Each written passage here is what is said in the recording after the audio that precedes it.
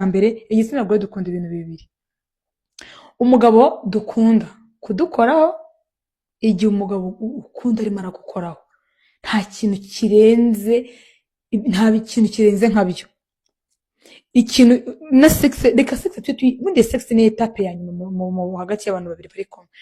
Ikintu kirenze cya mbere, abagore dukunda touching igihe umuntu ari kudukoraho. Ikindi cya kabiri, ariko ubwo touching while turi babiri, muri kumwe muri babiri, wowe nawe muri babiri, nta wundi muntu uhari cyangwa se uri bubavangire, nibwo mind ye irafunguka akiyumvamo ya sex muri bukore utegeze gute utanabipanze wowe. Ariko ugasanga umugore akunda gusohoka ko ntashaka ko mujyana ku Gisenyi muri babiri, kuko ntashaka time yawe nawe wenyine muri babiri, uzana ibintu bya enjoyment nyinshi cyane, sibyo?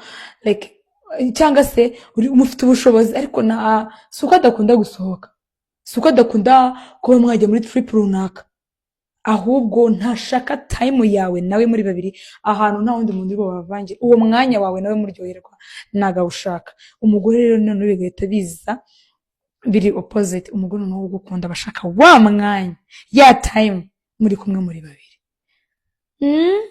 Twabyumvise. So rero nagira ngo mbashimire, mbifuriza amahoro y'Imana, bifuza kuryoherwa n'ubuzima, just live, tubeho.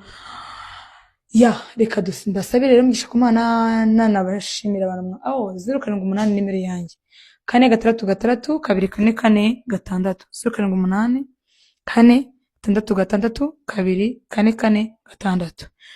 Reka mbaye ikaze mu biganiro by'ubutaha, muri kumwe nanjye Irene, turi kuri Baba Family TV bisanzwe ku muryango wacu mugari. Mukore subscribe please, mukore subscribe, mukore kuri like, mukore kuri share, mu sharing iki kiganiro cyacu cyangwa se ibiganiro byacu abantu bakuru. Niba uri umwana skip, scroll.